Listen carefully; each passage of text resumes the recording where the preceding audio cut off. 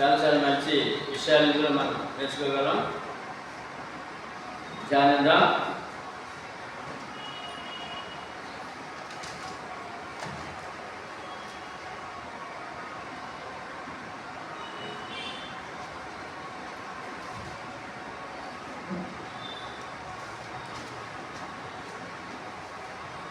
ఒకటో వచనంలో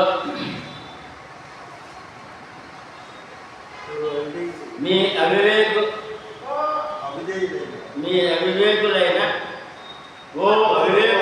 గల్తీయులారా, మిమ్మల్ని ఎవడు భ్రమ పెట్టెను? సిలువ వేయబడిన వాడైనట్టుగా యేసుక్రీస్తు మీ కన్నుల ఎదుట ప్రదర్శింపబడింది కదా. రక్షణ పొందినటువంటి గల్తీయ సంఘంలో విశ్వాసులు మళ్ళా అవివేకులు అయ్యారంట. అంటే మళ్ళీ వెనక్కి తీశారంట, అనుమానించారంట. అందుకని పౌలు గారు ఆ సంఘాన్ని పత్రిక రాస్తూ ఓ అవివేకులైన గల్తీయులారా అన్నాడంట. అంటే క్రైస్తవుడు సత్యం ఎదిగిన వాడు, సత్య సువార్తలో, సత్య మార్గంలో, సత్యమైన నామంలో, క్రీస్తు నామం రక్షణ పొందిన వాడు వివేకులు అన్నమాట. వివేకులు అయ్యి మరి అవివేకులు అయ్యారంట. వివేకులు వివేకం గలవారు మళ్ళీ అవివేకులు అయ్యారంట. కనుక రక్షణ పొందిన వారు మళ్ళీ వెనక మరి వేరే ఆలోచన చేయడము అది ఎంత మాత్రం మంచిది కాదని ఒక గొప్ప హెచ్చరిక ఇక్కడ వస్తుంది. ఎలా వివేకులు అయ్యాడు అంటే ఇక్కడ యేసుక్రీస్తు మీ కన్నుల ఎదుట ప్రదర్శించబడింది కదా. అంటే ఇక్కడ సిలువ వేయబడిన యేసుక్రీస్తు మీ మధ్య ప్రకటించబడ్డాడు కదా అని అర్థం. సువార్త విన్నారు కదా, సువార్తలో లోబడ్డారు కదా, రక్షణ పొందారు కదా. మళ్ళా వెనక్కి ఎందుకు వెళ్ళారు? వెనక ఆలోచన, ధర్మశాస్త్ర ప్రకారం ఆలోచన ఎందుకు చేస్తున్నారని వారిని ఒక హెచ్చరిక చేస్తున్నాడు ఆయన. రెండవ వచనంలో వినుట వలన విశ్వాసము అనే మాట. ఇది మీ కన్నుల ఎదుట ప్రదర్శించబడింది కదా. ఇది మాత్రమే మీ వలన తెలుసుకొనగోరుచున్నాను. ధర్మశాస్త్ర సంబంధమైన క్రియల వలన ఆత్మను పొందితరా లేక విశ్వాసంతో వినుటను పొందితరా? ప్రశ్న. అసలు మీరు ఎలా రక్షణ పొందారు? ధర్మశాస్త్రం వలన, సువార్త వినుట వలన, దేని వలన మీరు రక్షణ పొందారు అని అడుగుతున్నాడు అక్కడ. అని మనకి మనం తెలిసింది ఆ సువార్తలో ఉన్నాం. కనుక ఆ సువార్త రోమాపత్రిక 10:17 వచనంలో వినుట విశ్వాసము కలుగును, వినుట క్రీస్తు గురించి మాటల వలన కలుగును అని విన్నారు వాళ్ళు. ఆ క్రీస్తు గురించి మాట ఏంటంటే క్రీస్తు మన పాపం నిమిత్తం మృతి పొందెను, సమాధి చేయబడను, తిరిగి మూడవ దినం లేపబడననే వార్త అది విన్నారు. లోపల రక్షణ పొందారు. మళ్ళా అవివేకులయ్యారు, మళ్ళా అనుమానితులయ్యారు, మళ్ళా ధర్మశాస్త్రానికి వెనక చేస్తున్నారు అనే విషయాన్ని ఖండితంగా పౌలు గారు వారికి హెచ్చరిక చేస్తున్నాడు. మూడో విషయము, మూడవ వాక్యం, మీరెంత అవివేకులైతేరా. మళ్ళీ రెండోసారి అడుగుతున్నారు, మీరెంత అవివేకులైతేరా? ప్రశ్న. మొదట ఆత్మానుసారముగా ఆరంభించి ఇప్పుడు శరీరానుసారముగా సంపూర్ణులవుతురా? ప్రశ్న. ఏమండి పరిపూర్ణులవుతురా? ఏమండి ఆత్మానుసారంగా అంటే సువార్త ప్రకారము రక్షణ పొంది ఆత్మానుసారులై మళ్ళా బలులు అర్పించి ధర్మశాస్త్ర ప్రకారం జీవించడం అనేది అది ఏమైందంటే పరిపూర్ణ ధర్మశాస్త్రం పరిపూర్ణ అవుతారనుకున్నారా? ధర్మశాస్త్రం పరిపూర్ణలు అవుతారా అని అడుగుతారండి ఇక్కడ. అందుకని గల్తీయులు అవివేకులైతే రెండోసారి చెప్పడం జరుగుతుంది. మూడో విషయం, నాలుగో సంగతి, 4వ వచనం. వ్యర్థముగానే ఇన్ని కష్టములు అనుభవించితిరా. రక్షణ పొంది ఎవరు యూదుల చేత అవమానాలు పొందారట. ఆదిమ సంఘముగా గల్తీలోని క్రీస్తు సంఘం శ్రమలు అనుభవించారట. అడుగుతాడు ఆయన ఆ వాళ్ళని, వ్యర్థముగానే ఇన్ని శ్రమలు అనుభవించారు, రక్షణ పొంది నిలబడ్డారు కదా, ఇప్పుడు ఏమొచ్చింది మీకు అని. నిజముగా వ్యర్థులైతేరా, వ్యర్థము నిజముగా వ్యర్థమగునా నీ యొక్క విశ్వాసము అని వాళ్ళ ప్రశ్న. ఆత్మను మీకు అనుకరించి మీలో అద్భుతములు చేయించేవాడు ధర్మశాస్త్ర సంబంధ క్రియల వలన లేక విశ్వాసముతో వీటి వలన చేస్తున్నాడు. చూసారా? అసలు మీరు అద్భుతాలు చూస్తారు కదా, ధర్మశాస్త్ర ప్రకారం చూసారా? పరిశుద్ధాత్మ వరాలతో అద్భుతాలు చూసారా అని ప్రశ్న. ధర్మశాస్త్ర ప్రకారం సూచనలు ఏమి అద్భుతాలు జరగలేదు, సువార్త ప్రకారం అద్భుతాలు జరిగాయని చెప్పి ఇక్కడ మరి జ్ఞాపకం చేస్తున్నారు. 4వ విషయం, వ్యర్థముగా మీది ఎన్ని కష్టములు అనుభవించరా అన్నాడు.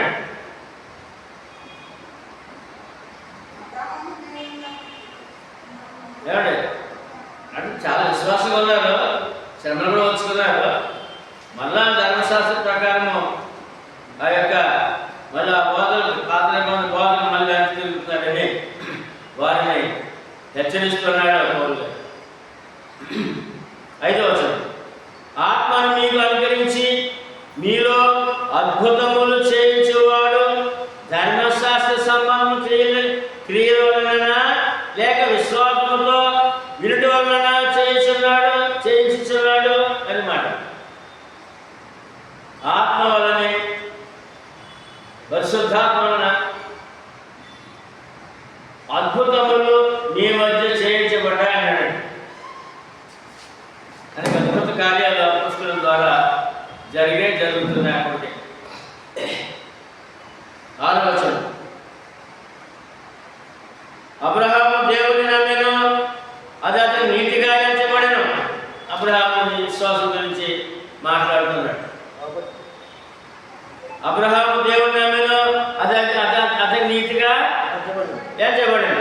కాబట్టి విశ్వాస సంబంధులే అబ్రహాము కుమారులని మీరు తెలుసుకొనుడే అని మళ్ళీ విషయాన్ని నొక్కి చెప్తున్నాడు ఆయన.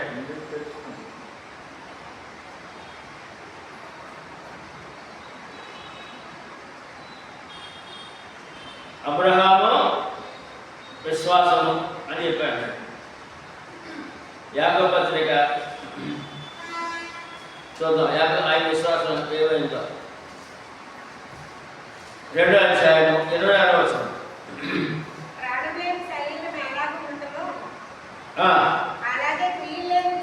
ప్రాణము లేని శరీరం ఎలా మృతమో అలాగే క్రియలు లేని విశ్వాసం మృతమే.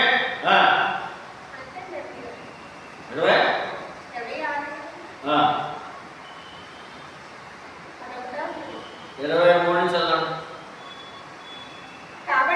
కాబట్టి అబ్రహాము దేవుడు నమ్మాడు, అది అతను నీతిగా ఎంచబడెను.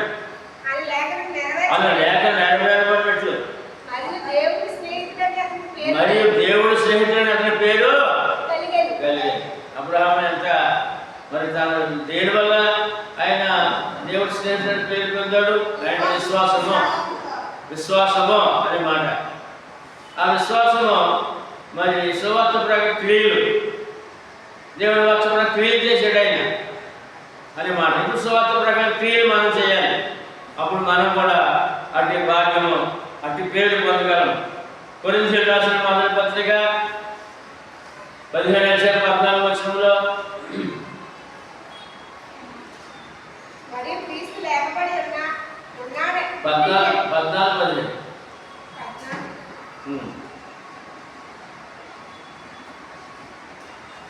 భాషతో ప్రార్థన చేసిన ఎడల మొదటి కొరింథీయుల యోహాను సారీ యోహాను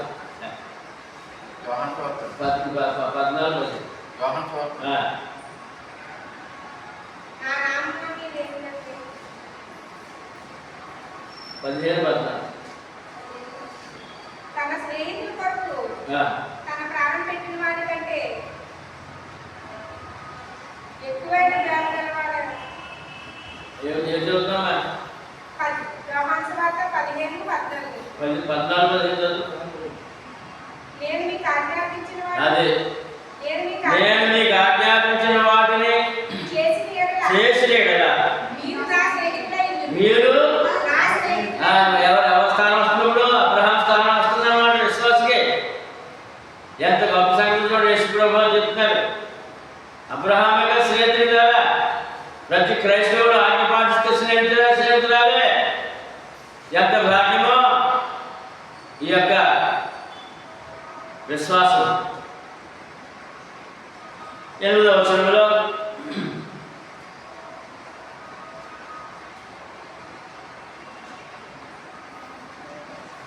దేవుడు విశ్వాస మూలముగా అన్యజనులను నీతిమంతులుగా తీర్చిన లేఖనము ముందుగా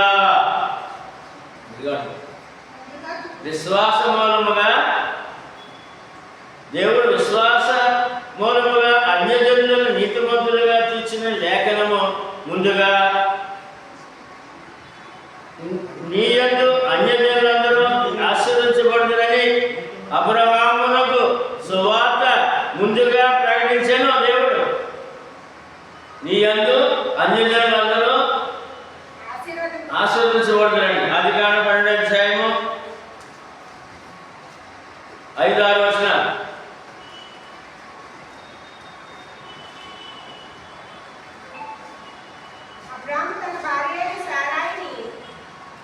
రెండు మూడు వచనాలు సార్.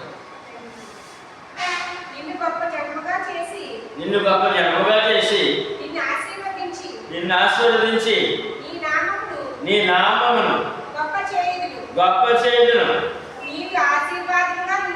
నీవు ఆశీర్వాదముగా ఉందువు. నిన్ను ఆశీర్వదించిన వారిని ఆశీర్వదించేదను. నిన్ను దూషించిన వారిని శపించేదను. భూమి యొక్క సమస్త వంశములు నీ యందు ఆశీర్వదించబడును. ఎంత వరం పొందాడండి ఆయన. అబ్రాహాము ఎంత గొప్ప వరం పొందండి. అదే వాక్యాన్ని ఆదికాండంలో 12వ అధ్యాయంలో చెప్పిన వాక్యాన్ని గద్ది పత్రికలు జ్ఞాపకం చేస్తాడండి. 7-8 వచనాల్లో 9 వచనాల వరకు కూడా.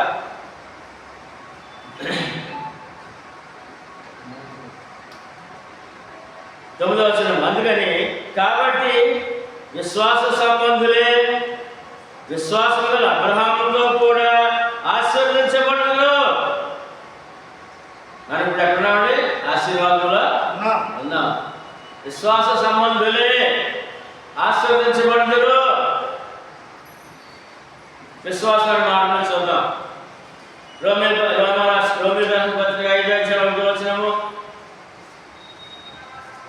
రోమిల్ పత్రిక 5:1 వచనములో మీ విశ్వాస మూలముగా మనము నీతిమంతులముగా యేసునందు విశ్వాసం ఉంటే ఏమవుతారండి? నీతిమంతులు అవుతారు. నీతిమంతుల వారి విశ్వాసం అక్కడ ఆగిపోకూడదు. విశ్వాసం అంటే అది రక్షణ వరకు రావాలన్నమాట. ఆ విశ్వాసం ఎక్కడ రావాలండి? రక్షణ వరకు రావాలి. 9వ వచనం అందులోనే రోమా 5:9. కాబట్టి ఆయన రక్తము వలన ఇప్పుడు నీతిమంతులుగా తీర్చబడి దేవుడు ఉగ్రతను తప్పించుకున్నారు. ఎక్కడ నుంచండి? అప్పుడు లోకమంతా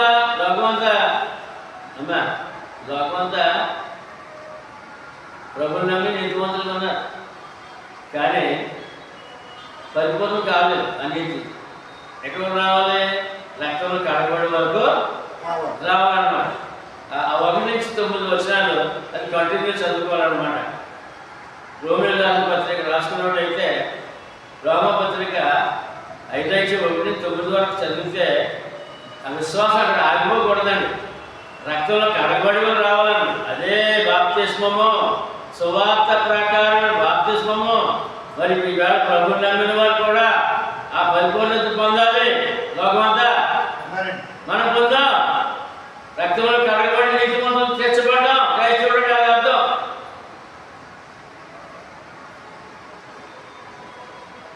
తర్వాత ఈ ఆశీర్వాదం 9వ వచనం ఆశీర్వాదం ఏంటండి? కాబట్టి విశ్వాస సంబంధులే విశ్వాసములు అబ్రహాముతో కూడా ఆశీర్వదించబడుదురు.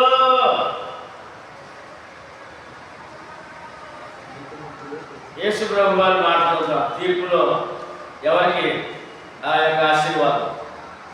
ప్రభు నమ్మి సువార్త ప్రకారం బాప్తిసం పొంది ఆయన ఆజ్ఞ పాటించిన నష్టమా లాభమా?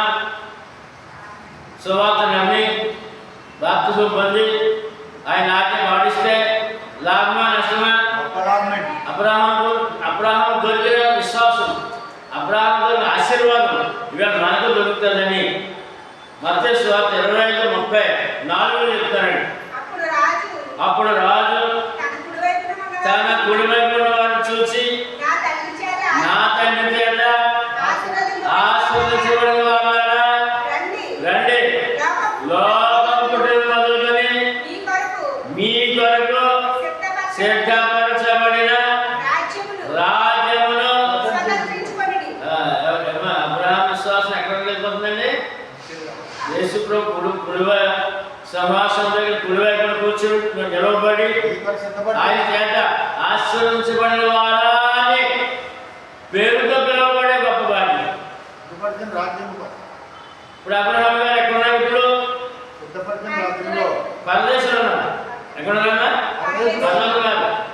పరదేశంలో ఉన్నారు. అది ఆయన పొందిన ఆశీర్వాదం. అది ఆయన వారసులుగా ఆయన నమ్మినట్టు విశ్వాసము దైవాన్ని పాటిస్తే, ప్రభువులకు విశ్వాసం కలిగి ఉంటే, ఆజ్ఞలు పాటిస్తే అబ్రహాము సంతానముగా మనం కూడా ఈ లోకం ఇచ్చిన వెంటనే పరదేశంలో ఉంటాం. ఎక్కడుంటామండి? లోకస్వార్త అది అక్కడ జ్ఞాపకం చేస్తున్నాడు. అబ్రహాం ఎక్కడున్నాడు ఇప్పుడు అని ఖచ్చితంగా ఆయన పొందిన ఆశీర్వాదం ఏంటి? ఆ సేవకుని ఆశీర్వాదం ఉందా లేదా? ఉంది. 16వ అధ్యాయము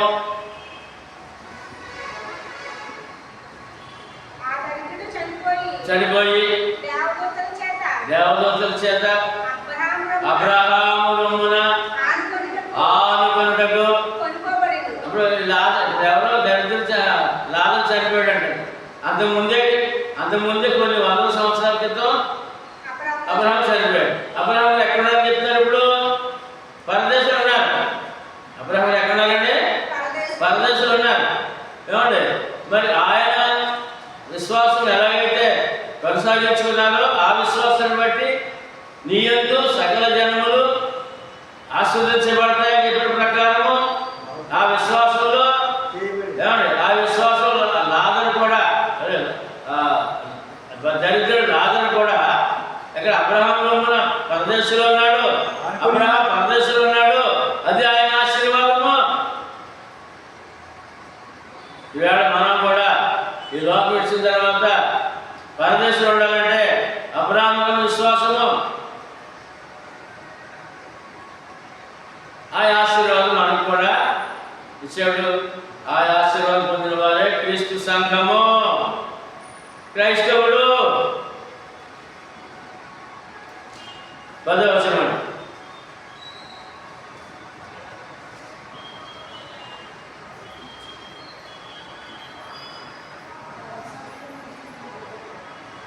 ధర్మశాస్త్రము విధించిన క్రియలకు సంబంధులందరూ శాపములోనే ఉన్నారు.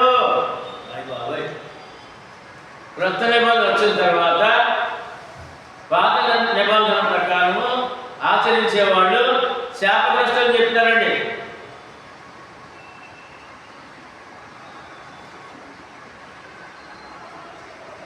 తర్వాత ఎందుకు శాపగ్రస్తులు? ధర్మశాస్త్రం ధర్మశాస్త్రం ఉన్నప్పుడు పాటిస్తే శాపగ్రస్తులు కాదు, ఆశీర్వాదమే. కొత్త నిబంధన వచ్చిన తర్వాత ధర్మశాస్త్రం పాటిస్తే శాపగ్రస్తులు. మరి రెండు నిబంధనలు ఉన్నాయి కదండి, కొత్త నిబంధన, పాత నిబంధన. పాత ధర్మశాస్త్రం. కొత్త నిబంధన వచ్చినప్పుడు కొత్త నిబంధన ప్రకారం కాక పాత నిబంధన ఆచరిస్తే అతను శాపగ్రస్తుడని పౌలుగా చెప్తున్నాడు. ఎందుకని కింద చూద్దాం. ధర్మశాస్త్ర గ్రంథమందు వ్రాయబడిన విధులన్నీ చేయుట యందు నిలుకడగా ఉండని ప్రతివాడు శాపగ్రస్తుడే. ధర్మశాస్త్రంలో ఎన్నో విధులు ఉన్నాయండి, ఎన్నో ఆజ్ఞలు ఉన్నాయండి. అవన్నీ ఆచరించకపోతే ఆ విశ్వాసం ఏమైనాడండి? శాపగ్రస్తుడు.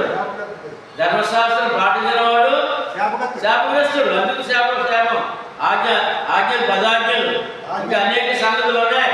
వారికి బలులు ఉన్నాయి, అర్పణలు ఉన్నాయి, నైవేద్యం ఉంది, ధూపాత్ర ఉంది, దీపారాధన ఉంది, ధూపాత్ర ఉంది, నైవేద్యం ఉంది. ఇవన్నీ కూడా మరి వారు క్రమంగా పాటించకపోతే వారు శాపగ్రస్తులు. 11వ వచనం అని వ్రాయబడి ఉన్నది. ధర్మశాస్త్రము చేత ఎవడును దేవుని ఎదుట నీతిమంతుడని తీర్చబడను సంగతి స్పష్టమే. ధర్మశాస్త్ర ప్రకారం ఎవడు నీతిమంతుడిగా తీర్చబడను మాట స్పష్టమే కదా. ఎందుకు స్పష్టమో? అమ్మా, అన్ని ఎవరు నెరవేర్చట్లేదు, నెరవేర్స్తే నీతిమంతులే, నెరవేర్చట్లేదు అనే మాట స్పష్టమే. ఏదైనగా నీతిమంతుడు విశ్వాస మూలముగా జీవించును, ధర్మశాస్త్ర క్రియలు బట్టి కాదు. క్రీస్తునందు విశ్వాసం వలన జీవిస్తాడు నీతిమంతుడు. క్రీస్తునందు విశ్వాస అయిన వాడు నీతిమంతుడు అవుతాడు. 12 ధర్మశాస్త్రము విశ్వాస సంబంధమైనది కాదు, కానీ దాని విధులను ఆచరించేవాడు వాటి వలననే జీవించును. ధర్మశాస్త్రం పాటించేవాడు వాటి వలన జీవిస్తాడు, అది పూర్తిగా నెరవేర్చలేకపోతున్నాడు, కనుక శాపగ్రస్తుడు ఉన్నాడు. ఇవాళ యూదులు ఎలా ఉన్నాడండి? అమ్మ, ఈరోజు యూదులు ఎలా ఉన్నాడు? శాపగ్రస్తుడుగానే ఉన్నాడు. అంటే పాపము శాపము, శాపము అగ్ని గుండము. పాపము శాపము, ఆ పాపాన్ని శాపాన్ని హరించడానికి వచ్చాడు ఆయన, క్షమించడానికి వచ్చాడు ఆయన. ఇంకా పాపగా శాపగ్రస్తుడు ఎలాగా? పాపము శాపము, శాపము నిత్యాగ్ని. శాపగ్రస్తుడు స్థానం ఎక్కడండి? మత్తయి సువార్త 25:40 రాసుకోండి. శాపగ్రస్తుడి స్థానం ఎక్కడ?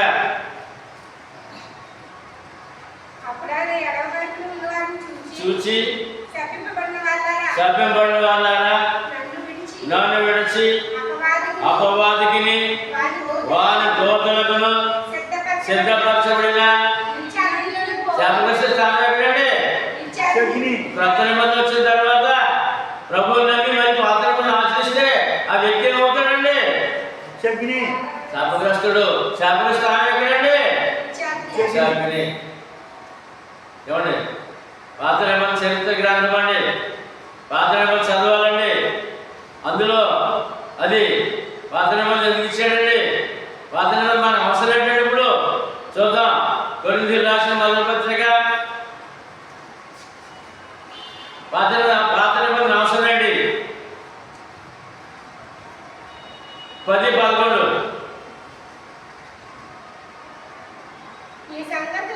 ఈ సంగతులు దృష్టాంతములుగా వారికి సంభవించి యుగాంతమందున మనకు బుద్ధి కలుగుటగా. పాత్రలో ఎందుకంటే ఇప్పుడు మనకు బుద్ధి కలిగి, ఎందుకంటే అక్కడ జరిగిన చరిత్ర దేవుని ఆజ్ఞ జీవిస్తే ఏ విధమైన ఆశీర్వాదాలు పొందారు, దేవుని ఆజ్ఞ అతిక్రమిస్తే ఏ విధమైన శాపం పొందారు అనే విషయాలు బుద్ధి కలిగినందుకు పాత నిబంధన మనకు అవసరమైనది చదవాలి, వినాలి. రోమీయులకు రాసిన పత్రిక 17:4 వచనము.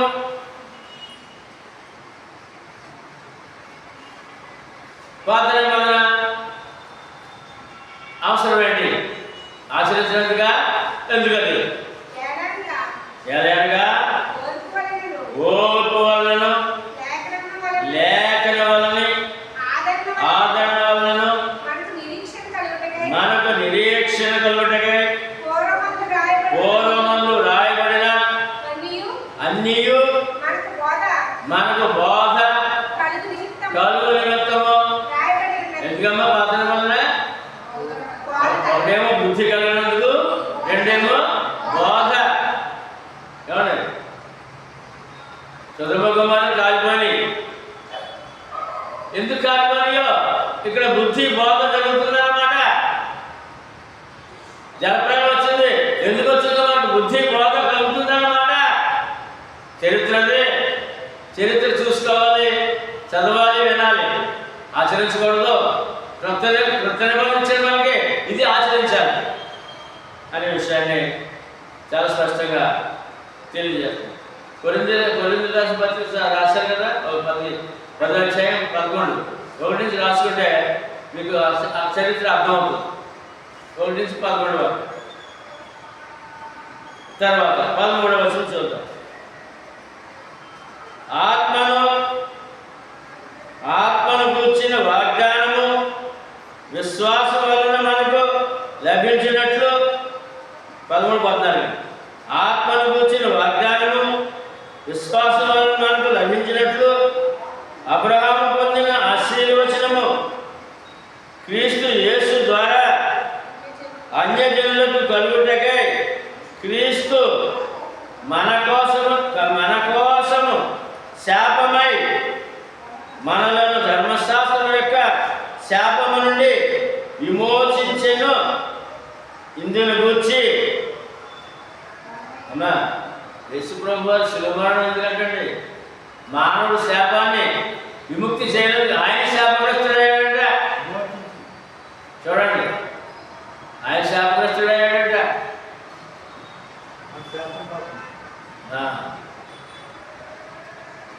ఈ శాపగ్రస్తుని విమోచించినందుకు, మానవ శాపగ్రస్తుడు కదా, ఈ శాపగ్రస్తుని విమోచించినందుకు ఆయన శాపగ్రస్తుడయ్యాడట. శాపకాలం మరణం పొందే కింద 14 పూర్తి చేద్దాం. ఏంటంటే క్రీస్తు ఇందుని గురించి మ్రాను మీద వేలాడిన ప్రతివాడు శాపగ్రస్తుడని వ్రాయబడినది. చూసారా, యేసుప్రభు ఎక్కడ వేలాడబడ్డాడంటే మ్రాను మీద. ఏమండి? ఎందుకని? ఈ శాపగ్రస్తుడి నుంచి విడుదల దయచేయాలని, పాపక్షమాపణ, శాపము తొలగించాలి, శాపాన్ని పాపాన్ని కడిగేయాలని ఆయన శాపగ్రస్తుడు మ్రాను మీద వేలాడండి. మ్రాను మీద వేలాడి ప్రతివాడు శాపగ్రస్తుడండి పాత నిబంధన ప్రకారం. అంత శాపాన్ని మనకు అనుభవించాడు ఆయన. అది శిలువ మరణము.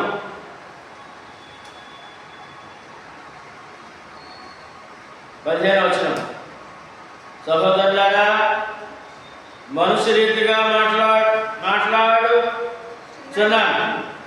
మనుష్యుడు చేసి ఒడంబడికైనను సిద్ధపడిన తర్వాత, ఏ ఒడంబడికి సిద్ధపడిన తర్వాత ఎవడునో దాన్ని కొట్టివేయడు, దానితో మరేమీయూ కలపడు. మనుషులు పూర్వీకులు కొన్ని ఆచారాలు పెడతారండి. అవి చూసే తప్పకుండా పాటిస్తారు మనుషులు పెట్టిన ఆచారాలు చక్కగా క్రమంగా పాటిస్తారు కదా అన్నాడు దేవుడు. వాక్యం బాగుగా చెప్తాడు. మన టీవీలో ఒక వార్తలు విన్నాను. ఒక గ్రామంలో చెప్పులు వేసుకుని నడవాలంటే, గ్రామంలో చెప్పులు వేసుకుని నడవాలంటే చెప్పులు వేసుకుని లోపల రాకూడదు. అది ఇష్టం వచ్చినా, ముఖ్యమంత్రి వచ్చినా, ప్రధానమంత్రి వచ్చిన చెప్పులు తీసేయాలంటాడు. ఆ యొక్క గ్రామం గౌరవ దగ్గర గ్రామంలో రావాలండి. ఏమంటే ఎమ్మెల్యే ఓట్లు అడగడానికి వస్తారండి, మేము మినిస్టర్ వస్తాడండి, వాళ్ళు కూడా చెప్పులు తీసి రావాలండి. నేను చెప్పులు వాడండి. ఏమండి ఏంటి అన్న చెప్పులు బయట నుంచి వచ్చిన మనుషులు ముట్టుకుంటే కానీ స్నానం చేస్తే భోజనం చేయరంట. ఇదేంటి అడిగాడు విలేకరి. అంటే అంటారు మా తాతల నాడు ఆచారం అన్నాడు. అంతే ఆచారం అది ఇక్కడ చెప్తున్నాడు అన్నమాట. ఇంకా బైబిల్లో ఒక అమూల్య సంఘటన ఉంది, అది మీకు వచ్చే క్లాసులు చెప్తాను. బయట నేను వెన్న సంగతి చెప్తున్నాను. అంటే పూర్వీకులు పెట్టిన ఆచారం తూచే తప్పకుండా చేస్తారు కదా అని అక్కడ ఒక సంఘటన చెప్తున్నాడు. 15 వచనంలో 16 చూద్దాం. అబ్రహామునకును అతని సంతానమునకును వాగ్దానం చేయబడను. ఆయన అనేకులను గూర్చి అన్నట్టు సంతానములకును అని చెప్పగా ఒకరిని గూర్చి అన్నట్టే నీ సంతానములకును అనను. ఆ సంతానము క్రీస్తు. అబ్రహాము సంతానం ఎవరండి? క్రీస్తు నమ్మిన వారు ఎవరి సంతానం అవుతారండి? అబ్రహాం సంతానమా? క్రీస్తు నమ్మిన వారు ఎవరు ఆశీర్వాదం పొందుతున్నారండి? అబ్రహాం వచ్చిన ఆశీర్వాదాలు పొందుతున్నారండి. 16వ వచనంలో అంత చక్కగా చెప్పారండి. చూద్దాం ఒకసారి. ఇది వాగ్దానం అండి. ఆది కాలంలో బయలుదేరిన వాగ్దానం ఇది. ఏమనంటే నీ సంతానం వలన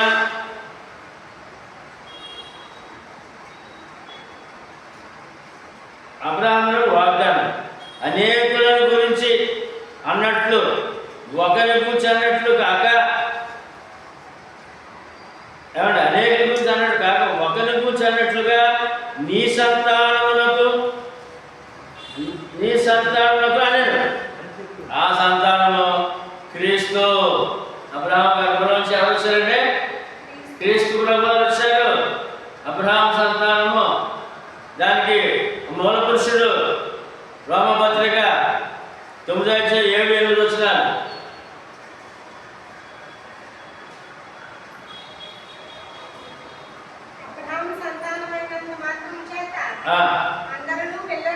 అందరూ పిల్లలు కాదు కానీ ఇస్సాకు వలనైన నీ సంతానం అనబడు. అనగా సరైన సంబంధ పిల్లలు దేవుని పిల్లలు కాదు కానీ వాగ్దాన సంబంధమైన పిల్లల సంతానం అని. ఇప్పుడు అబ్రహాము కుమారుడు ఎవరండి? ఇస్సాకు నుంచి సంతానంలో యేసుప్రభు ఎవరండి? ఆ సంతానం క్రీస్తే. గర్భపత్రిక వచ్చేటప్పటికి ఆ సంతానము క్రీస్తే. ఇస్మాయిల్ వచ్చినవాడు కాదు, ఇస్సాకులో వచ్చిన వాడు అని వాగ్దానం నెరవేర్పు. ఇక్కడ క్రీస్తుల గురించి క్రీస్తు అబ్రహాము సంతానం అని ఖచ్చితంగా తెలియజేయబడుతుంది.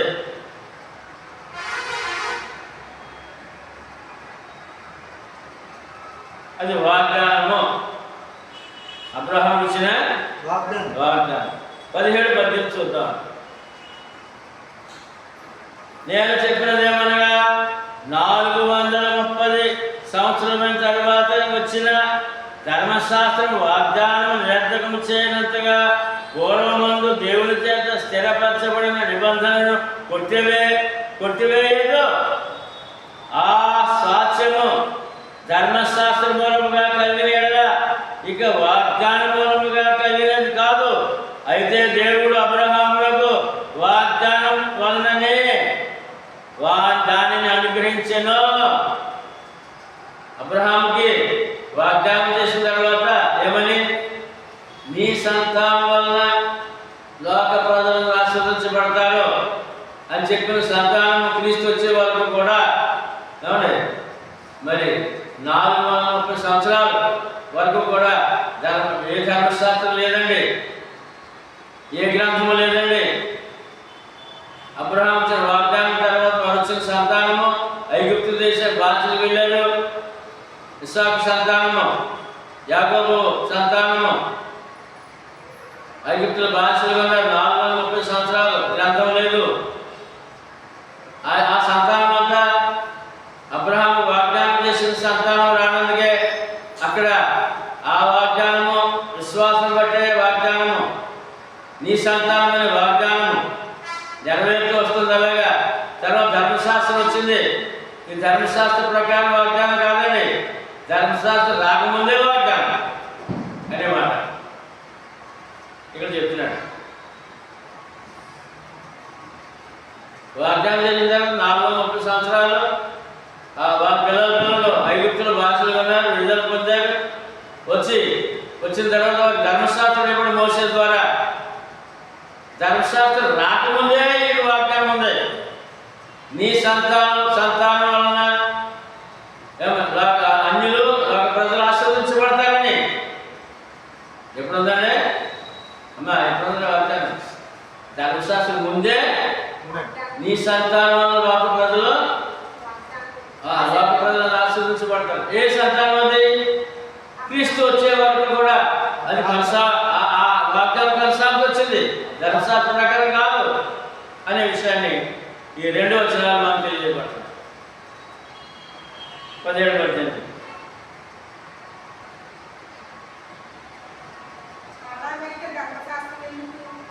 19:20 అలాగైతే ధర్మశాస్త్రం ఎందుకు? ప్రశ్న. ధర్మశాస్త్రానికి ఇచ్చాడు దేవుడు, మరి ప్రశ్న ఏమండి? 19 ఎవరికి ఆ వాగ్దానము చేయబడిన ఆ సంతానం వచ్చే వరకు. ధర్మశాస్త్రం ఎందుకంటే అమ్మా, ధర్మశాస్త్రం ఎవరికి వాగ్దానం చేశాడు దేవుడు? ఆ సంతానం వచ్చే వరకు, అని క్రీస్తు వచ్చే వరకు ధర్మశాస్త్రము. ఎందుకంటైనా మళ్ళా ఇక వాగ్దానం మూలముగా కలిగినది ఎవరికి వాగ్దానం చేయబడినో ఆ సంతానం వచ్చే వరకు. అమ్మ, ఈ వాక్యం అర్థమైందా? అబ్రహాముకి నీ సంతానం వలన లోక ప్రజలు ఆశీర్వదించబడతారు అన్నారు. ఆ సంతానం వచ్చే వరకు ఈ ధర్మశాస్త్రం ఇచ్చాడు. వచ్చారు కదా యశ్వరం వచ్చారు అని అంటూ, అది అతిక్రమమును బట్టి దానికి తరువాత ఇవ్వబడిన, అది మధ్యవర్తి చేత దేవదూతల ద్వారా నియమింపబడింది. ఈ ధర్మశాస్త్రం ఇచ్చాడు, ధర్మశాస్త్రం ఇచ్చాడు. ఆ వాగ్దాన పుత్రుడు వచ్చే వరకు కూడా క్రమంగా లేదంట. వాళ్ళు క్రమపక్షం ధర్మశాస్త్రం ఇచ్చాడు అన్నాడు. అతిక్రమాలు ఎక్కువైపోయాడంట. అందుకే ధర్మశాస్త్రం ఇచ్చాడు దేవుడు అని. ఎందుకు ఇచ్చాడో కూడా చెప్తారు. అది ఎవరి చేత నియమించబడుతుంది? మధ్యవర్తి అంట. దేవతల ద్వారా ధర్మశాస్త్రం ఇవ్వడు. మధ్యవర్తి ఎవరు? కాదండి, ధర్మశాస్త్రం మధ్యవర్తి మోషే. ద్వితీయోపదేశకాండము 5:5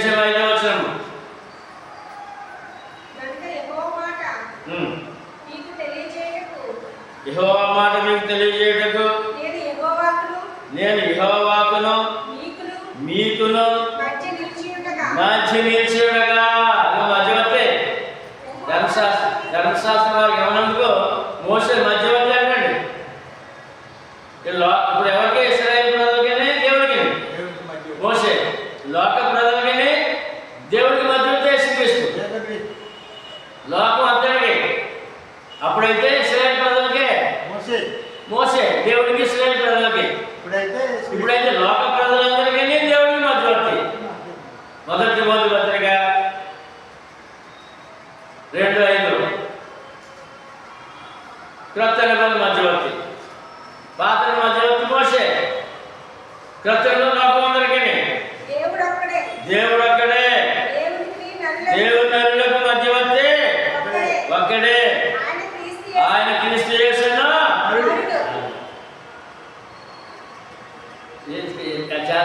రెండు గ్రంథాలు కూడా మధ్యవర్తులు ఉన్నారమ్మా, ఉన్నారు. ఎంత స్పష్టంగా చూడండి. మళ్ళీ 20 రోజులని అట్లా అనరాదు. ధర్మశాస్త్రం దేవుని వాగ్దానం విరోధమైనదా అన్న ప్రశ్న. ధర్మశాస్త్రము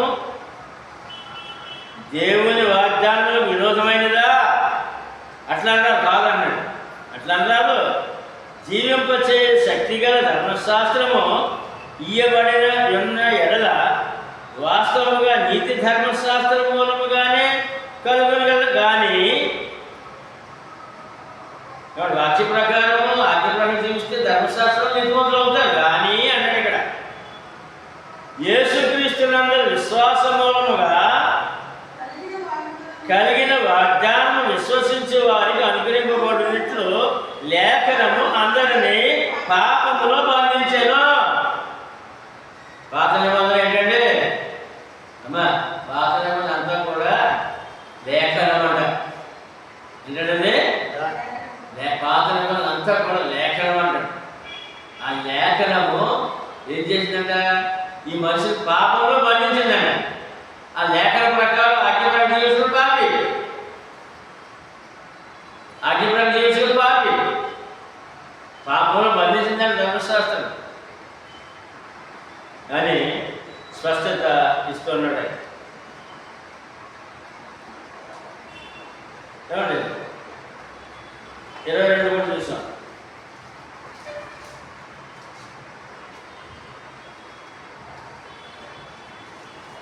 లేఖనం అందరినీ ఎక్కడ వచ్చిందండి? పాపంలో బంధించిందంటే అక్కడ. అందుకని ఇప్పుడు ఏం చేయాలి? ఇప్పుడు యశ్వరం వచ్చి ఏం చేశాడు? ఆ బంధకాల నుంచి విడుదల వాళ్ళని మనమే అమ్మా పాత నిబంధన బంధకాలు అంటాడు. గుర్తుగా ఆచరించుకొని పాపైపోతాడు కదా. అందుకని బంధకాలు ఉన్నారంట. దాన్ని విడుదల చేయనందుకు యశ్వరం వచ్చి దాన్ని ఆ పాత నిబంధనని కొట్టేసి ప్రొట్టలు ఇచ్చారు కనుక. మరి ఇప్పుడు లోకమంతరికి ఏంటి? ఏ బంధంలో ఉన్నాడు? ఇశ్రాయేలు ప్రజలేమో యూదులేమో పాత నిబంధన పాపమని బంధంలో పాపమని బంధకాలు ఉన్నారు ధర్మశాస్త్రం అంటే. ఏమండి? మరి లోకమంతా ఎక్కడ ఉన్నారు? ఇటు యూదుల్ని ఇశ్రాయేలుని విడుదల చేయనందుకు ధర్మశాస్త్రం నుండి, లోకమంతని కూడా శాతాన్ నుండి విడుదల చేయలేదు. లోకమంతని పాపం నుండి శాతాన్ నుండి విడుదల చేయాలి. కొలసీ రాసిన పత్రిక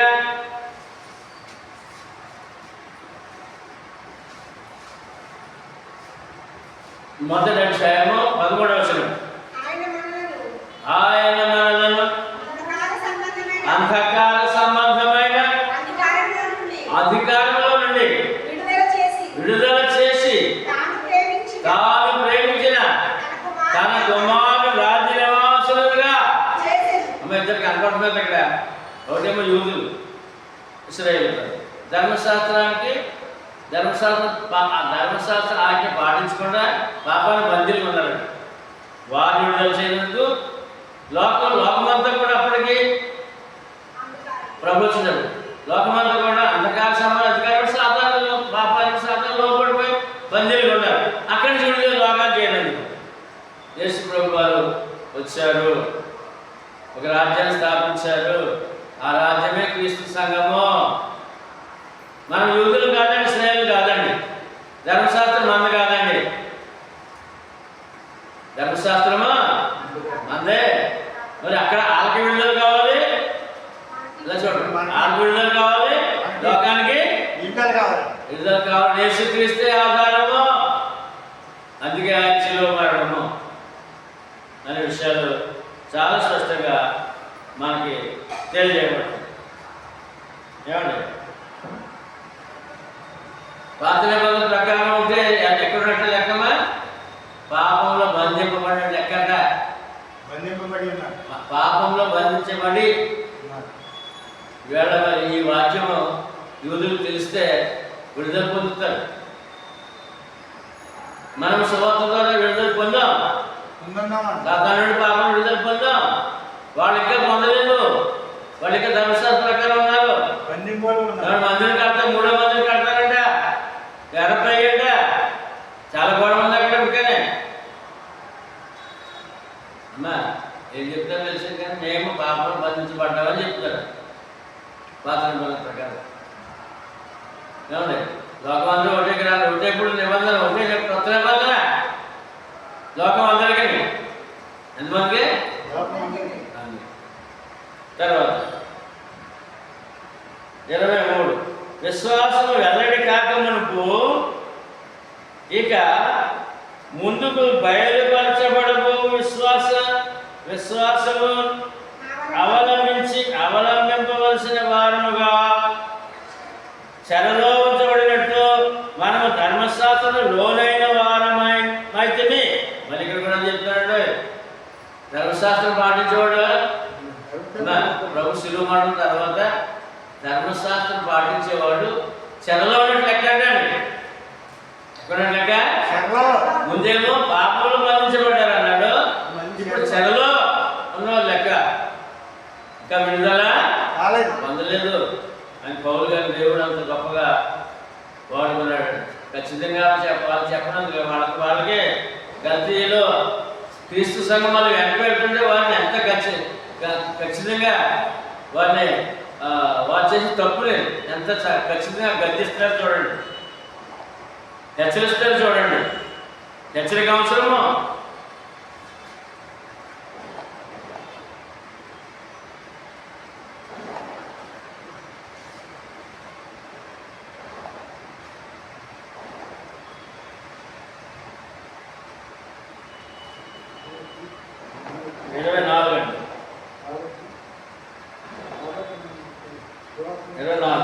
కాబట్టి మనము విశ్వాస మూలమున నీతిమంతులమని తీర్చబడినట్లు క్రీస్తు వద్దకు మనం నడిపించుటకు ధర్మశాస్త్రము మనకు బాల శిక్షకుడాయను. ధర్మశాస్త్రం ఏమైందండి? బాల శిక్ష. ముందు మనం చూసుకున్న ధర్మశాస్త్రము ముందు మాట ఏంటి? బోధకలుటకు. ధర్మశాస్త్రము బుద్ధికలుటకు. మూడవది ఎక్కడికి నడిపించడానికి కదా? ఎక్కడ నడిపించదంట? క్రీస్తు దగ్గర నడిపించడానికి కదా ధర్మశాస్త్రము. ఇప్పటికి ఇంకా ధర్మశాస్త్రం పాటించేవాడు క్రీస్తు దగ్గర నడిపింపబడలేదు. క్రీస్తు దగ్గరికి నడిపింపబడలేదు. ఏమండి? ఇంకా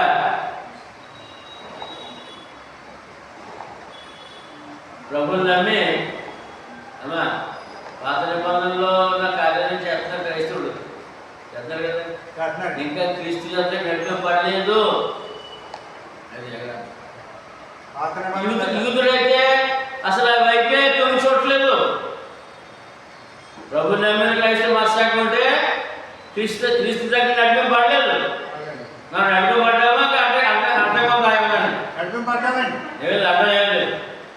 ఇప్పుడు మత్స్యాకాలు యూదులకి అయితే అసలు ఆ వైపే చూడలేదు అనే విషయాన్ని ఇక్కడ బాల శిక్షకుడు ఆయన. ధర్మశాస్త్రం ఏంటంటే అమ్మా యూదులకి ధర్మశాస్త్రం ఏంటండి? మనకాదు. యూదులకి ధర్మశాస్త్రం ఏంటండి? బాల శిక్షకుడు.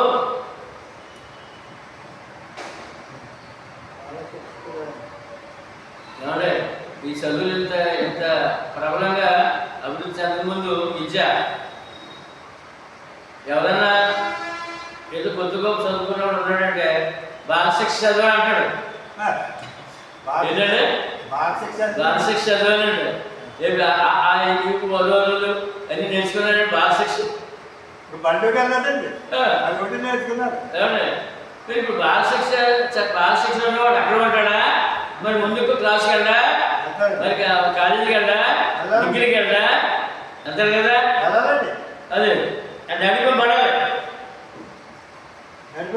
నడిపింపబడాలంటే మొట్టమొదటి విద్య పూర్వం బాల శిక్షనండి. అవునండి, చదువులు ఎక్కడ బాల శిక్ష. రవి తెలుసా? పూర్వం విద్య మహా గొప్ప విద్యావంతులు కాకపోతే మామూలుగా ఎంతోమంది తెలిసిన వాడు బాల శిక్ష చదువుకుంటాడు. అదే అన్నమాట. ఏమండి?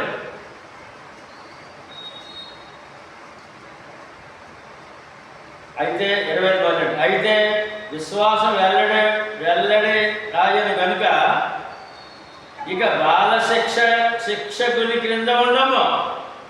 నిజమా?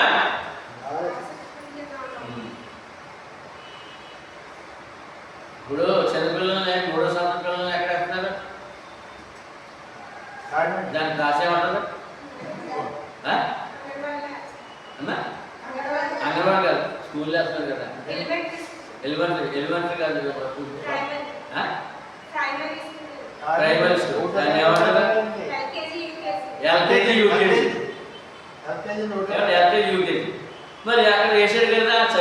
కూర్చుని అభివృద్ధి చేసి మళ్ళీ స్కూల్కి స్కూల్ హై స్కూల్ మా కాలేజీ రాడా అక్కడి నుంచి ఉండిపోతాడా ఒక్కొక్కటి ఇప్పుడు ఇస్రాయేల్ ఎల్కేజీ ఉండిపోయారు ఇంకా అక్కడే ఉండిపోరు. ఇప్పుడు మనం కాలేజీ స్టడీకి వచ్చేసాం డిగ్రీకి వచ్చే డిగ్రీ కాడికి వచ్చేసారు. ఏ గొప్ప దేవుడు అంటే 20 ఏం చదువు 25 క్రీస్తు నందు మీరందరూ 25 నుంచి అయితే విశ్వాసం ఆల్రెడీ ఆయన కనుక ఇక బాల శిక్షకుని క్రింద ఉండము. ఇలాంటి ఏంటమ్మా విశ్వాసం ఏంటో తెలిసింది ఏమంటే ఆ విశ్వాసంలో విలువ తెలిసిందే, ఆ సత్యం తెలిసింది. ఏమంటే ముందుకెళ్తామా అక్కడ వెళ్ళిపోతామా? ఇప్పుడు ఇస్రాయేల్ ప్రజలు ఎక్కడున్నారు, యూదులు ఎక్కడున్నారు? ఇంకా బాల శిక్ష కిందే ఉన్నారు అని చెప్పాడు. 20 యేసుక్రీస్తు నందు మీరందరూ విశ్వాసం దేవుని కుమారులై ఉన్నారు. అది ఎక్కడికి వచ్చేసారు, డిగ్రీ వచ్చేసినప్పుడు అమ్మా ఎల్కేజీ నుండి డిగ్రీ వరకు వచ్చేసారు. ఇప్పుడు ఏమైనారు మనం దేవుని కుమారులు కుమార్తెలైనా. కొరింథీయుల 2వ పత్రిక 6:18 వచ్చింది.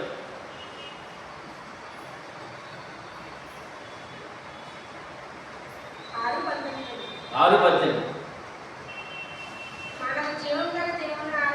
మనము జీవముల దేవుని ఆలయమై ఉన్నాము, అందుకు దేవుడు ఎలా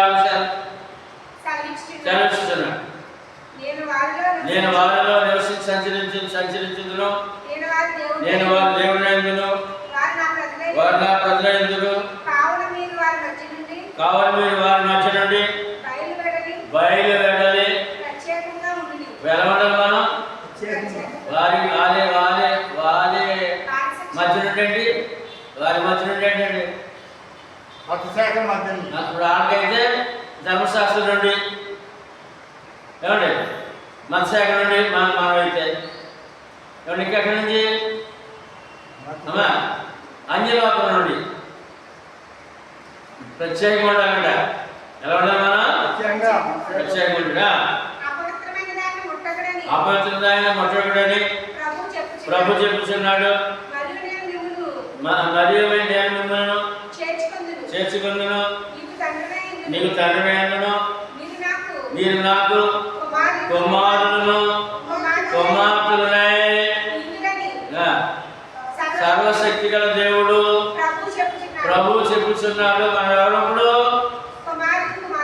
ఇప్పుడు ఇశ్రాయేలు ప్రజలు కూడా మరి బాప్తిసం పొందితే ఏమవుతారు, లేకపోతే ఏమవుతారు, శాపగ్రస్తులుగానే ఉంటారు.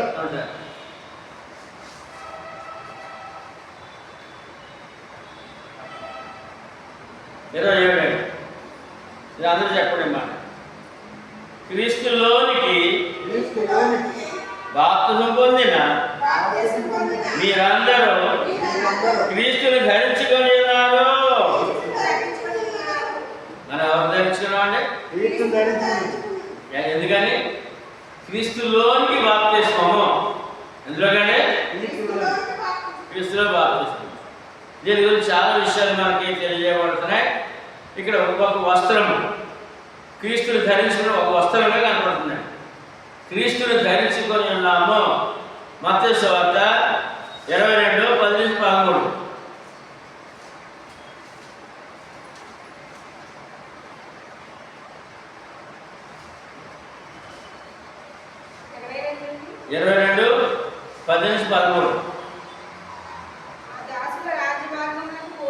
ఆ దాసు రాజమార్గమునకు పోయి చెడ్డవాడినేమి మంచివాడినేమి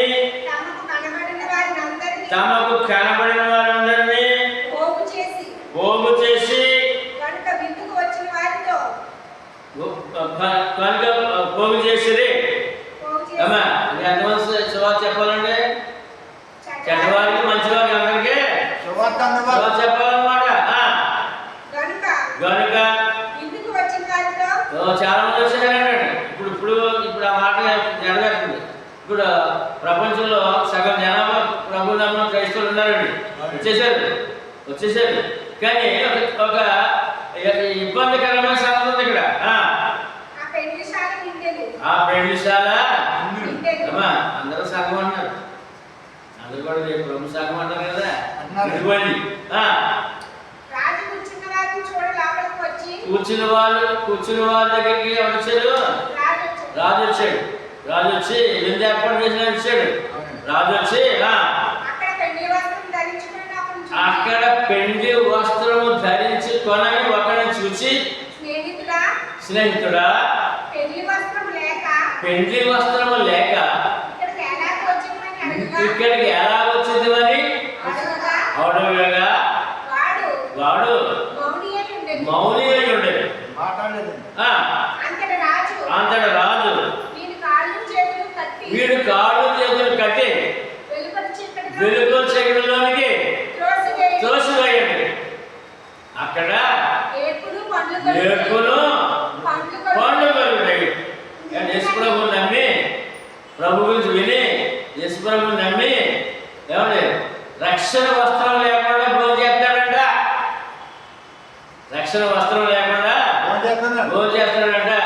అప్పుడు రాజు కనుగొని వస్త్రం ఇచ్చారు కదా, ఏది ఎక్కడ వేసుకోలేదే. రాజు అనమాట. ఆడు గుర్తు మసాగా నిలవలేండి. ఇప్పుడు వెండి వస్త్రం లేదు అంటే అంటే అంటే క్రీస్తులోని వార్తలు మొదలేదు, క్రీస్తుని ధరించుకోలేదు.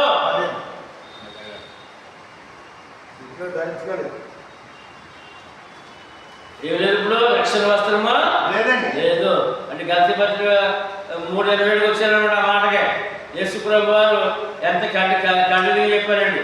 మరి రక్షణ వస్త్రం లేకుండా ఏమా పెళ్లిలో భోజనం చేస్తుంటే శిక్ష ఉందా, రక్ష ఉందా? తోసేమని బయటికి తోసేమని కట్టేమని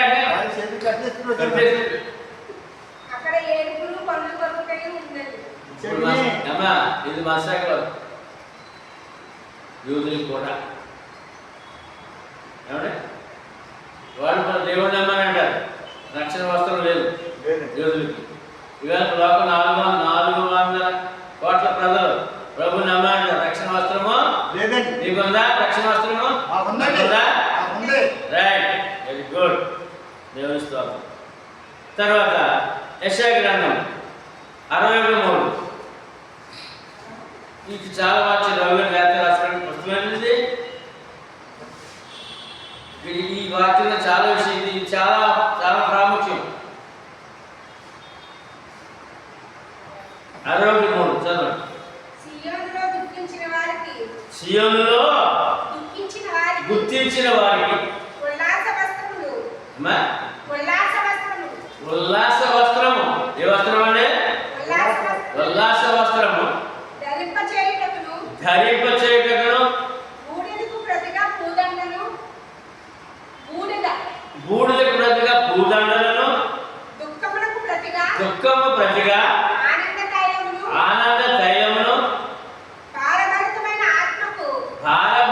ఆత్మకు ప్రతిగా స్తుతి వస్త్రము వారికి ఇచ్చుటకును ఆయన నన్ను యేసుప్రభువుకి వచ్చారంటే స్తుతి వస్త్రం. ఇప్పుడు ఎవరో స్తుతించగలరు? మనమే. క్రీస్తు ధరించుకున్న వాళ్ళే స్తుతి వస్త్రం ధరించిన వాడు మనం.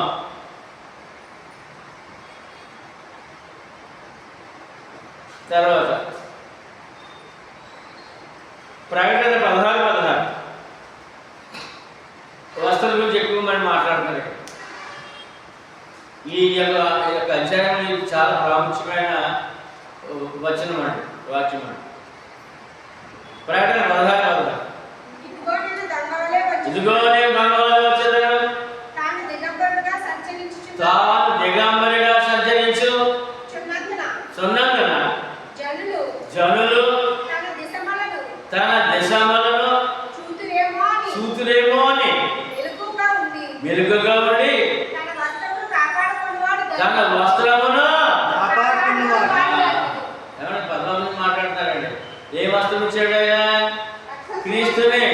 క్రీస్తునే ధరింపజేశాడు కదా.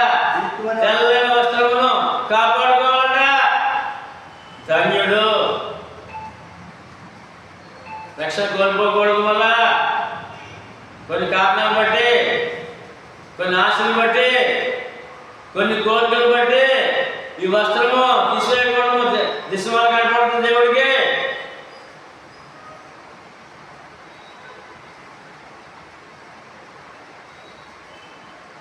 ఆదాము హవ్వలకి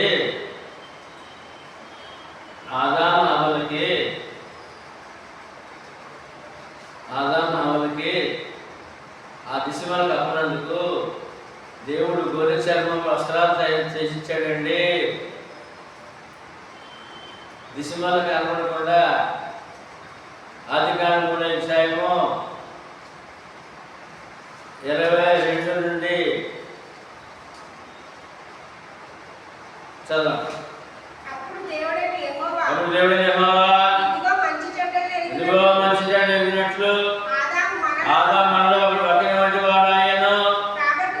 కాబట్టి దేవుడు ఒకవేళ తన చేయి చాపి జీవవృక్ష ఫలము తీసుకుని తిని నిరంతరం జీవించలేమో అని దేవుడైన యెహోవా అతడు ఏ నేల తీయబడును దాన్ని సేద్యపరచుటకును ఏదేని తోటలో నుండి అతను పంపివేశాడు. అప్పుడు ఆయన ఆదా వెళ్ళగొట్టి ఏదేని తోటకు తూర్పు దిక్కున కెరూబులను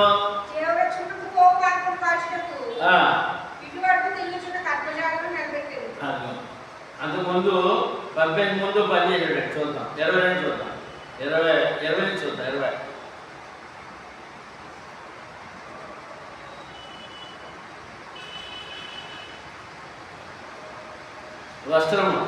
వస్త్రము ధరింపజేసిన మాట్లాడుతున్నా. 20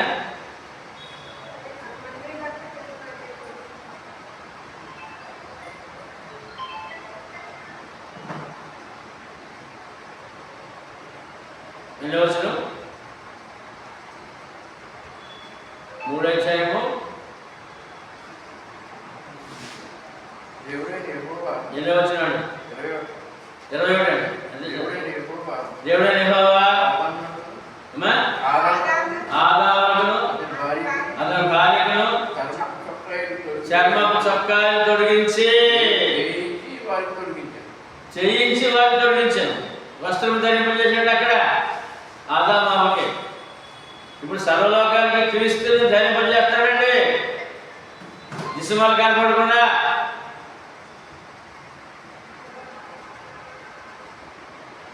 రాసుకోండి.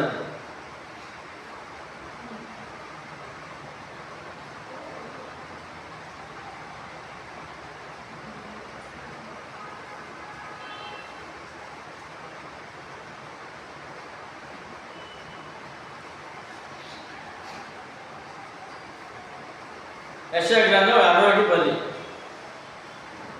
61:10.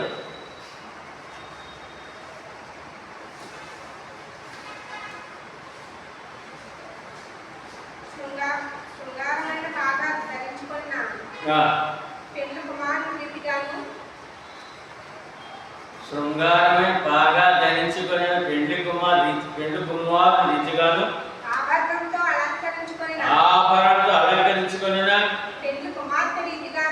పెండ్లి కుమార్తె రీతిగాను ఆయన రక్షణ వస్త్రములను ఏ వస్త్రం ధరింపజేశాడండి? రక్షణ వస్త్రం ధరింపజేశాడు.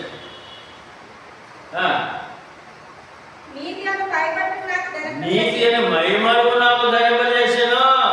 పై బట్టను నాకు ధరింపజేశాడు. అంటే గొప్ప మాట చూడండి. అది క్రీస్తు నెరవేరింది మానవుడికి. అది మనం పొందామండి. పొందాం. లోకమందరూ పొందాలి. మహిమోత్సవం. కీర్తన 25.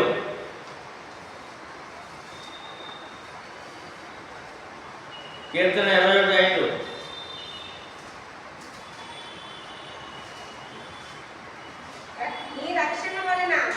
నీ రక్షణ వలన అతనికి గొప్ప మహిమ కలిగను, గౌరవ ప్రభావములను. రక్షణ వస్త్రం అంటే అర్థం ఏంటండి? క్రీస్తుని ధరించుకోవడానికి అర్థం ఏంటండి? ఎన్నిక లేని పాపాత్ముడికి గౌరవ ప్రభావములట. ఎన్నిక లేని పాపికి గౌరవం, శాపగ్రస్తుడికి గౌరవం, గౌరవ ప్రభావం ధరింపజేసేటండి. ఏం ధరింపజేసాడు మనకి? గౌరవ ప్రభావం ధరింపజేసాను. 132 కీర్తన.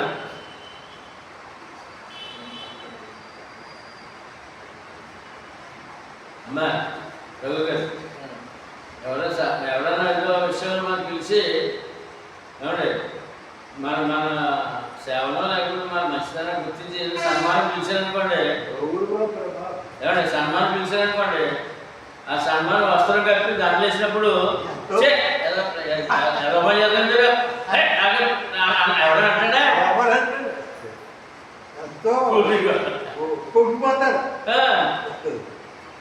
గౌరవ ప్రభావం అంటే ఈ పాపికి, ఈ శాపగ్రస్తుడికి. 132 కీర్తన 9వ వచనం. నీ యాజకుల నీతిని, నీతి వస్త్రం అంటే ఇది ఏ వస్త్రం అంటే? నీతి వస్త్రం. మనం అప్పుడు ఏమయ్యో యాజకులు, ఏమయ్యాడు?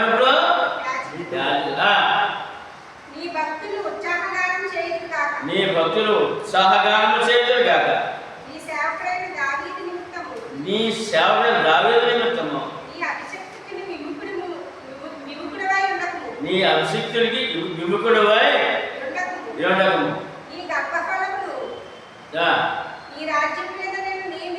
9:1 మళ్ళీ చదవండి. నీతిని వస్త్రము వలె ధరించుకొని నీ భక్తులు ఉత్సాహగానం చేయుదురు గాక. అంతేనా? ఇప్పుడు నీతి వస్త్రం అంటే రక్షణ వస్త్రం ఏంటండి? నీతి వస్త్రం. ఈ బాప్తిజం ఏంటంటే స్వార్థ ప్రకారం బాప్తిజమము నీతి వస్త్రము. యాజకులుగా 16వ వచనం అందులోనే దాని యాజకులకు రక్షణను వస్త్రమును ధరింప చేసేదను. ఇది అదే సేమ్ మాట అదే అధ్యాయంలో 2 సార్లు చెప్పారు రక్షణ వస్త్రం అని. రక్షణ ఎంత అవసరం మానవుడికి, దాన్ని కాపాడుకోవడం ఎంత అవసరం అండి. రోమపత్రిక 13:14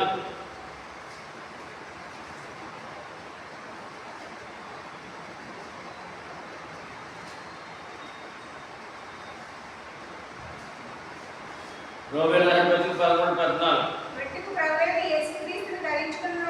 మెట్టుకు ప్రభువైన యేసుక్రీస్తును ధరించుకున్న వారే శరీరరక్షణను నెరవేర్చుకొనుటకు శరీర విషయమైన ఆలోచన క్రైస్తవుడు ఎవరు ధరించారంటే క్రీస్తునే ధరించారని గలతీ 3:22 చెప్తారు. మన దగ్గర ఒకసారి జ్ఞాపకం రామపత్రులు కూడా. అందుకని శరీరకీయులు రానక్కడ క్రీస్తుని ధరించుకున్నావు. మరి వ్యసనాలు, పాప జీవితము, శాప జీవితం వద్దంగా అనే మాట. 6:3 అది ఎలా జరుగుతుందంటే బాప్తిస్మములో క్రీస్తు యేసులోనికి గలతీ 3:22 చెప్పినట్టుగా ఉంది కదమ్మా ఇక్కడ. బాప్తిస్మం పొందిన మనమందరమును ఆయన మరణములోనికి బాప్తిస్మం పొందుతామని నేను ఎదుగురా. క్రైస్తవుడు ఏమి ఎదుగు ఉండాలంట? మరణ సమాధి పునరుద్ధానం పాల్పొందాం మనం. క్రీస్తు మరణ సమాధి పునరుద్ధానంలోనికి, అదే క్రీస్తుని ధరించుకోవడం. అంత భాగ్యం అండి బాప్తిస్మం అంటే. ఎవరికి లెక్కలేదు. కలిసి 2:3 కలిసి రాసిన పత్రిక 2:3 వచ్చిన క్రీస్తుని ధరించుకోవడం అంటే కావున మీరు ప్రభువైన యేసుక్రీస్తును అంగీకరించిన విధముగా 2:3 కలిసి 2:3 అమ్మ అందరూ చెప్పండి ఏమాట బుద్ధి జ్ఞానముల సర్వ సంపదలు ఆయన ఏంటే దాచబడి ఉన్నవి. క్రీస్తులో బాప్తిసం పొందిన వాడు ఏం తెలుసుకోవాలంటే బుద్ధి జ్ఞానము ఆయన ఆశీర్వాదం అన్ని కూడా సంపదలు అంటే దాచబడిన సంపద అంతా కూడా ఆశీర్వాదం అంతా కూడా ధరింపజేశాడు ఆయన. ఎంత భాగ్యమైన క్రైస్తవుడు అంటే మనలో గుర్తించలేకపోతున్నాం, ఉసుగులమంటున్నామండి. అసలు ఏమో అర్థం కావట్లేదు. ఎన్నో కోరికలతో నాశనం అయిపోతున్నాం. ఇవాళ క్రైస్తవ క్రీస్తాన్ని కూడా సరిగా ఈ యొక్క భాగ్యాన్ని గ్రహించలేకపోతున్నాం. క్రైస్తవుడు అంటే బుద్ధి జ్ఞానం సర్వ సంపదలో దాచబడిన ఆశీర్వాదాలు అన్నీ పొందిన వాళ్ళని అర్థం.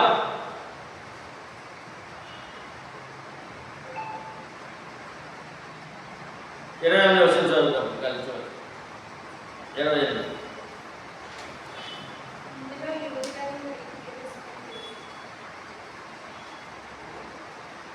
3 గతము ఇందులో ఏమండి ఎందులో క్రీస్తులో బాప్తిసం పొందడంలో క్రీస్తులోనికి బాప్తిసం పొందడంలో ఎవరెవరు ఉండాలంట, ఎవరెవరికి అవకాశం అంట, ఎవరెవరికి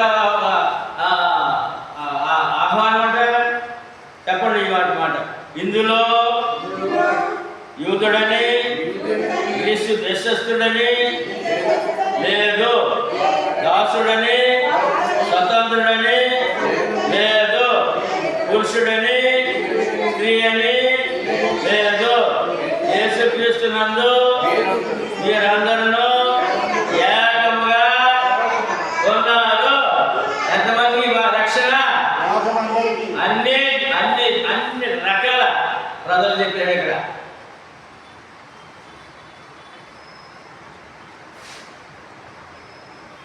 ఏకంగా ఉన్నారు. ఈ అందరూ కూడా ఎక్కడ ఏకమవుతారు? ఇప్పుడు క్రీస్తులోనే ఏకమై ఉన్నారు. కులం లేదు, మతం లేదు, జాతి లేదు, భాష లేదు, దేశం లేదు, ఏకమై ఉన్నారు. యోహాను సువార్త 10:16 ఈ మాటకు రావాలన్నమాట. ఈ మాటకు యేసు ప్రభువు చెప్పిన మాట 10:16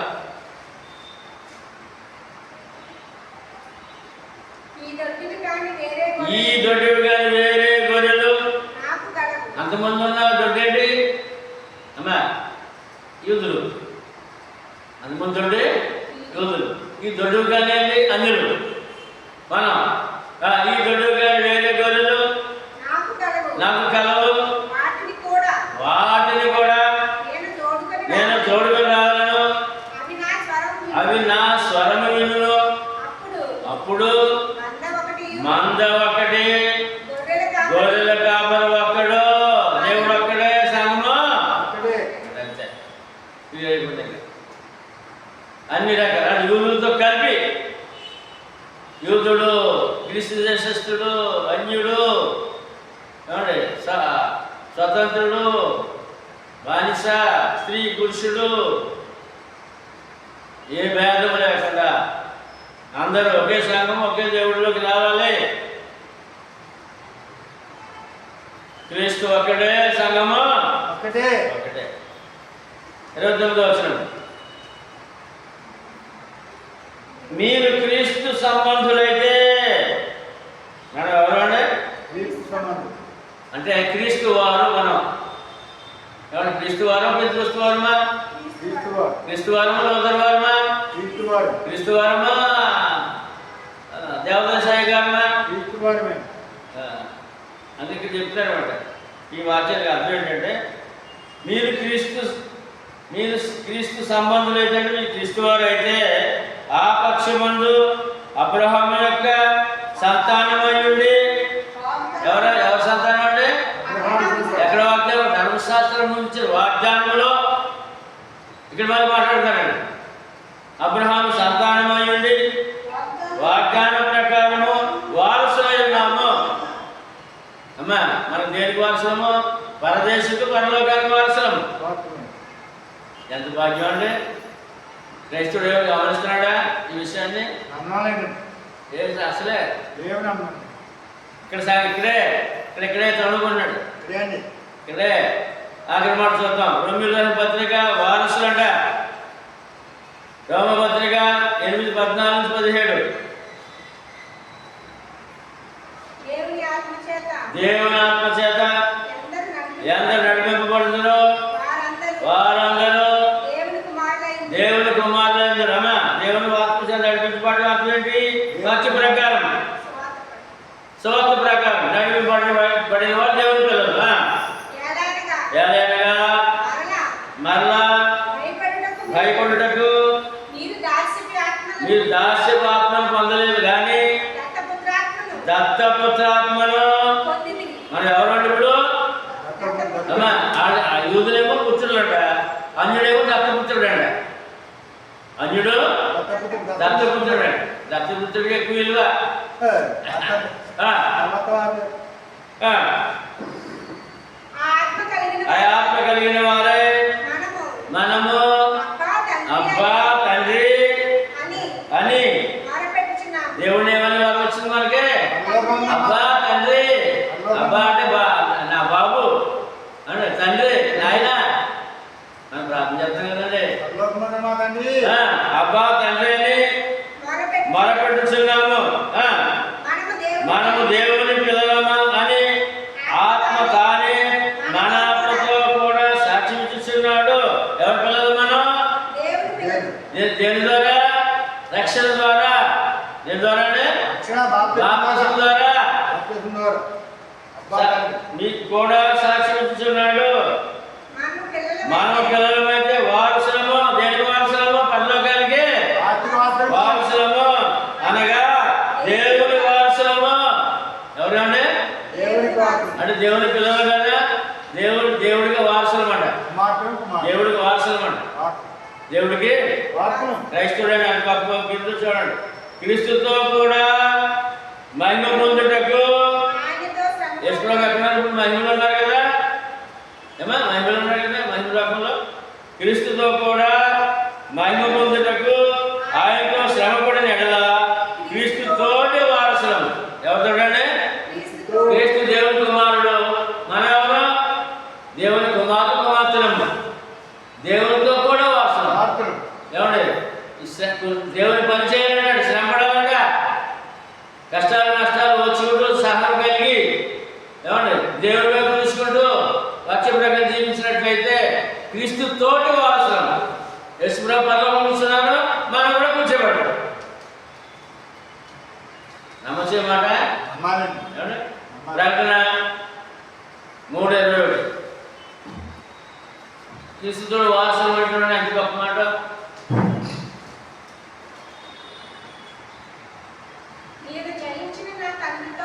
నేను జయించి నా తండ్రితో కూడా ఆయన సింహాసనమునందు కూర్చుని ప్రకారం జయించు వానిని నాతో కూడా నా సింహాసనమునందు. ఎక్కడండి? చూడు ఎక్కడ? ఎవరి పక్కనే? ఎవరితో? అమ్మా ఎవరితో? యేసు ప్రభుతో. అదే క్రీస్తుతోటి వారసులము. ఇంత భాగ్యం అంటే క్రైస్తవ్యము, సువార్త బాప్తిసం, క్రీస్తు సంఘం అంటే మనం గుర్తికి ప్రయాణం చేద్దాం. లోకాసుని ప్రక్కన పెడదాం. ఏమండి? శరీరాశ, ఏమండి? శరీరాశ, నేత్రాశ, జీవితం విడిచిపెడదాం. మనం మనలో ఉంటే ప్రక్కన పెడదాం. కోరికలు ప్రక్కన పెడదాం. దేవుని చిత్తాన్ని నెరవేరుద్దాం. క్రీస్తుతో వారసులుగా మన ఆస్తి వారసులుగా, పరలోక ఆస్తి వారసులుగా ప్రయాణం చేద్దాం. మీ అందరికీ వందనాలు.